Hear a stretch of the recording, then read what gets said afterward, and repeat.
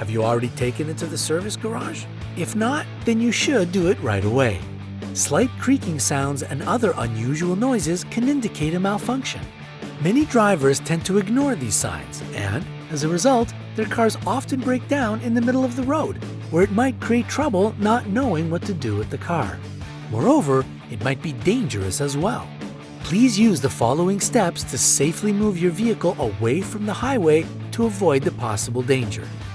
First, pull over to a safe spot. Don't hesitate to ask for any possible assistance because the process might not be as easy as it seems. And remember to switch on the hazard lights. If the car has completely broken down and you cannot start it, just push it to a safe place. After, try to diagnose the issue. If you cannot figure out the problem, call the police or roadside services to get their proper help. Therefore, if your car starts emitting unnatural sounds, be sure to run proper diagnostics to identify the problem and deal with it in time.